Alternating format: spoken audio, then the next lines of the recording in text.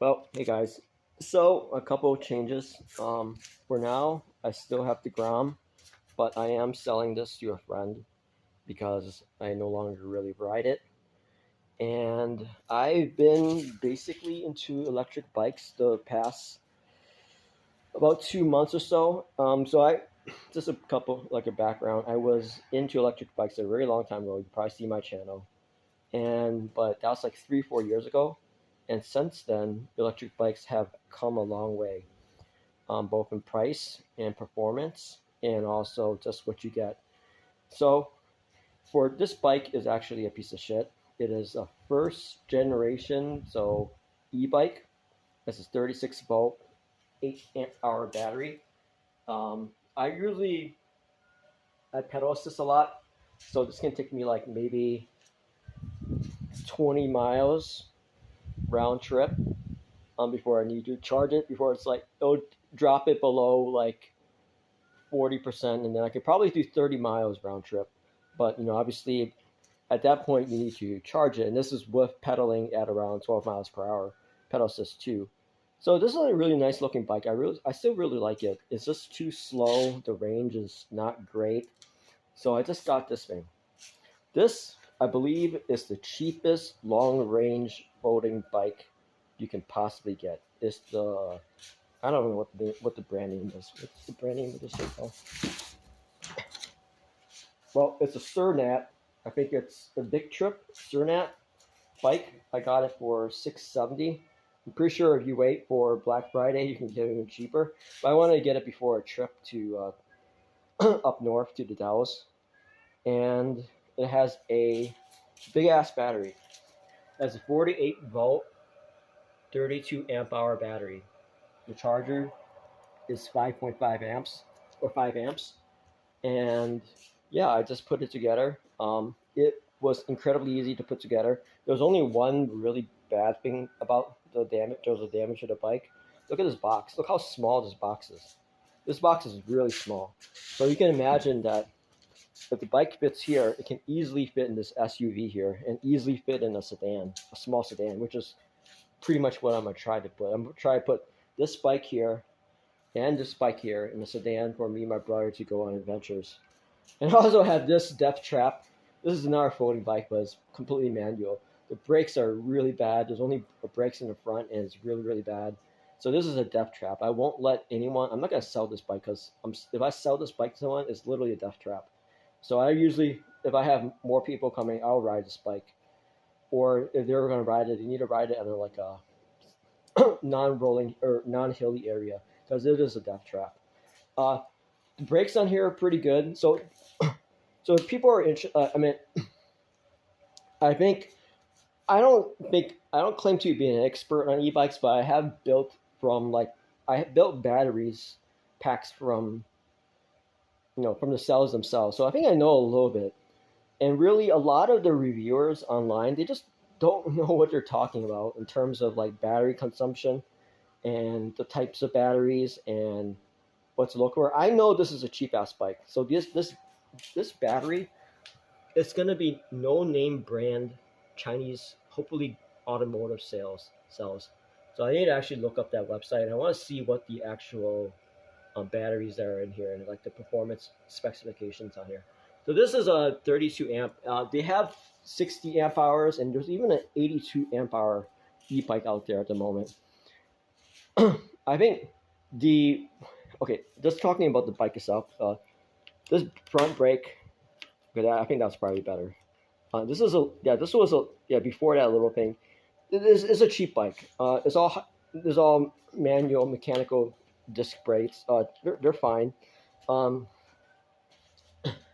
The Shimano shifter, that is basically the same Shimano shifter on this cheap ass bike, right?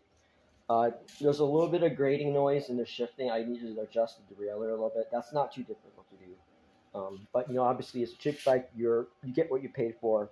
It's not going to be that really nice derailleur with the numbers and where it's like protected from the rain and stuff like that. I like the display. I believe this is a second generation display. There's a third generation. This is a first generation display. If I can actually turn it on. Yep. See, that is a first generation display. So that's cheap as hell. This is a second generation display, and I think it's good enough. There's a third generation display that I've seen which is really crazy. They're usually horizontally mounted, and they have like custom like light up stuff and whatever. But obviously this doesn't have a horn. It has a bell, so you can't really tell cars that you're coming. A headlight. I believe the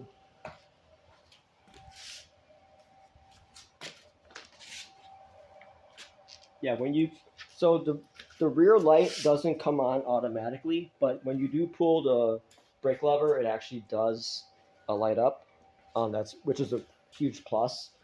No turn signals, obviously, because it's an e-bike. This is a full twist throttle. I actually like this better. Originally, this was advertised on the site as a half twist throttle, or not, sorry, a thumb throttle, which I hate the worst. I like the half one because you can kind of just like hold it and like still. I don't like the full one because I like to pedal a lot, and when you're going up a hill, you really got to grab the handlebars, right, and to try to drive your legs. And with the full twist throttle, that's not really gonna, you could accidentally. And also, the bike just turned off because it's idle. I need to change the settings. I hate it when it does that. So I definitely need to change the setting. Not today, obviously, because I need to wrap this up and get ready, grab some lunch, and I'm actually gonna take this to work today. It's a 5-mile one-way trip. Yeah, this is gonna definitely make it. I'm charging it now to full power, to full battery, and so I can. So pedal assist 1, I am okay with it. Pedal assist 1 is like 5 miles per hour. 2 is like 10, which is a little slow because on this one it's like 12. Pedal assist 3 is like 16. Pedal assist 4 is like a little over 20, and pedal assist 5 is like 27, 28. So when I go to work, I'm probably gonna put it on 4 to just get there really quickly. But when I'm going on my errands and just doing regular stuff with the bike, I'm probably gonna just put it on 3 or possibly even 2, because I do like to pedal. I'm not gonna use this as like a motorcycle or anything like that to replace my motorcycle. But I do want to test out the battery a little bit.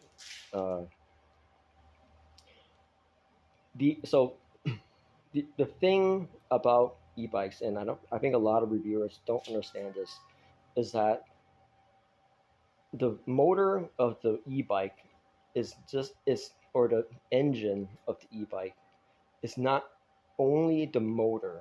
And this is a 750 watt nominal motor, but it's also the battery, and that's very important. And I think that a lot of people, especially a lot of reviewers, don't get that. So these are cheap Chinese cells.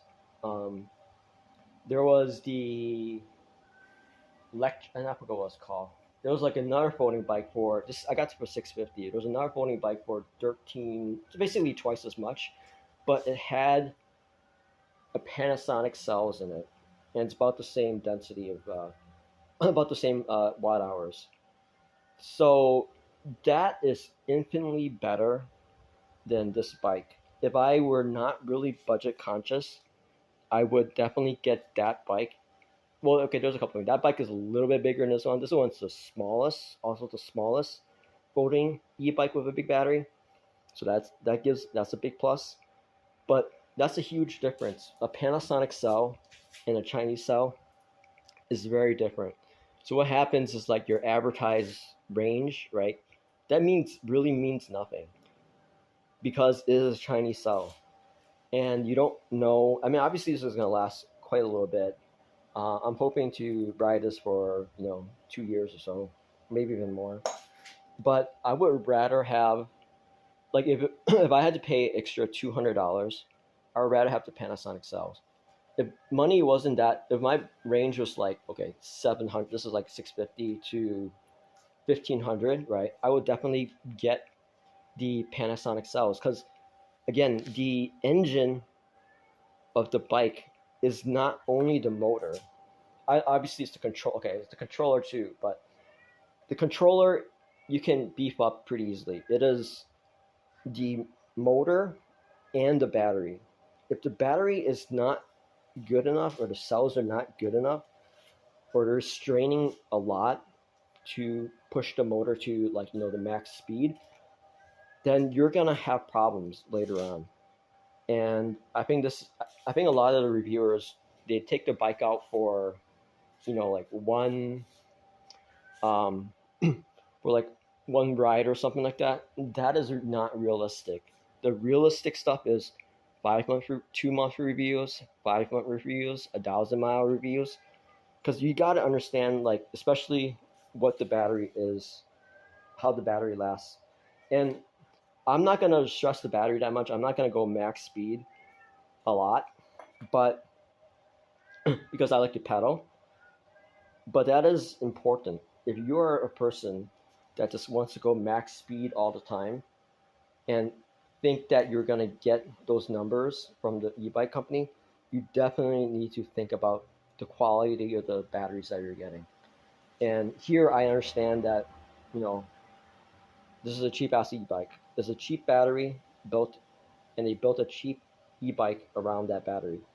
So I understand that. I'm not gonna go crazy, or maybe I will now and then, but I don't. I understand I need to preserve the battery on this e-bike. Anyway, that's the plan. I'll try to do some ride videos in a little bit. And so I got 4 bikes at the moment. This one, this one, this one, and of course the good old Grom. But all right, peace.